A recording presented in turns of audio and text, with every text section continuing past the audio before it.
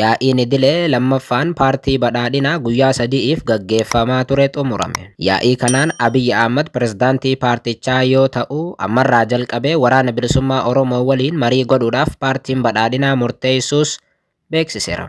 Gama biraatiin hooggantoonni waggoota dhufaniif Oromiyaa bakka bu'uun miseensota koree hojii raawwachiiftuu paartii badhaadhinaa ta'anii tajaajilan 10 ifoomaniiru.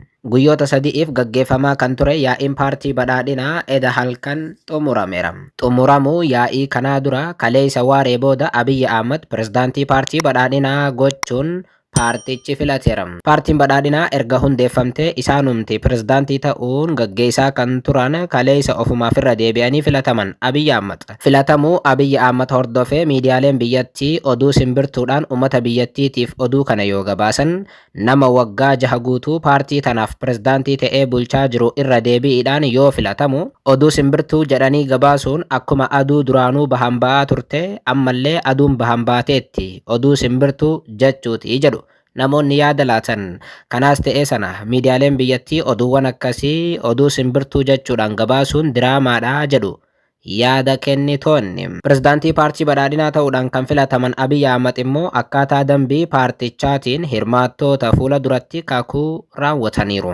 Gama biraatiin yaa'iin idilee lammaffaan paartii badhaadhinaa guyyoota sadi'iif gaggeeffamaa ture xumuramuun eda ibsi kennameera. Ibsa kanaan paartiin badhaadhinaa qaamota hidhatanii Itoophiyaa keessa socho'an kamuu waliin marii gochuudhaaf murteessuu badhaadhinni beeksiseera. Yaa'iin kun waadaadhaa haga aadeeffannaatti mata duree jedhuun ture kan gaggeeffame. Xumura irratti yaa'ichi ibsa ejjennoo abbaa qabxii 8 baafachuun xumurameera. Yaa'iin paartii badhaadhinaa guyyoota sadi'iif gaggeeffame kun Abiyyi Ahmad pirezidaantii akkasumas ammoo obbo Tamasgan Xurunaatii fi Adam Faaraa itti aantoota godhee erga filatee booda ture eda halkan leelii ibsa kan kenne. Haaluma kanaan paartiin badhaadhinaa xumura yaa'ichaa irratti eda ibsa laateen hojiilee misoomaa hunda galeessa hawaasa hirmaachise caalmaatti cimse akka itti fufu beeksiseera.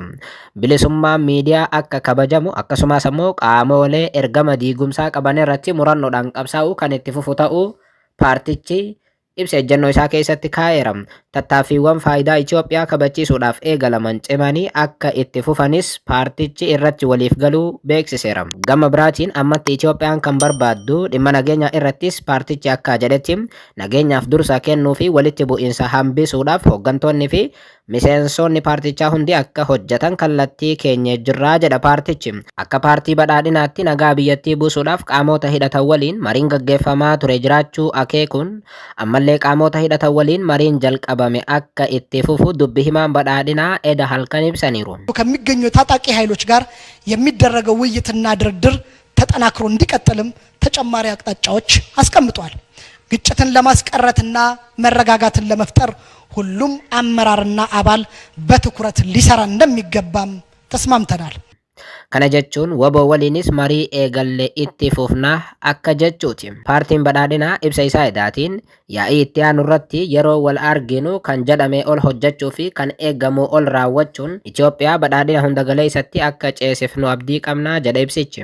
Haqa lammiilee eeguudhaaf tajaajila dhaabbilee haqaa ammayyeessuu, ijaarsa dhaabbilee jabeessuu, diinagdee guddaa ijaaruudhaa fi mul'ata qabame milkeessuuf kutannoon kan hojjetamu ta'uu ibseera paartichi. Hojii dippiloomaasii faayidaa biyyaalessaa dursan irratti kutannoon hojjechuun hojii adda duree ta'uu mirkaneesseera badhaadhinni. Akkuma beekamu seenaa waggaa 30 keessatti yeroo jalqabaatiif Itoophiyaan dippiloomaasiidhaan kan kufte baroota badhaadhinni dhufa keessattidha. Garuu kana sirreessuudhaaf kaleessa marii godhuu paartiin badhaadhinaa ibseera.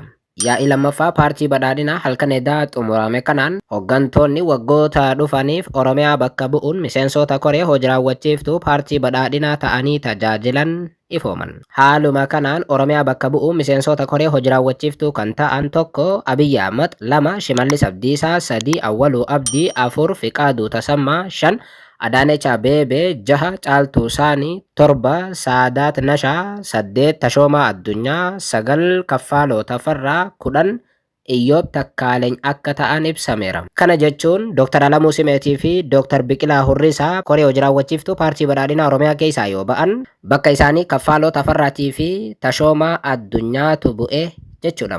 Akka waliigalaatti paartiin badhaadhinaa miseensota koree hojii raawwachiiftuu 45 filachuun yaa'icha xumure.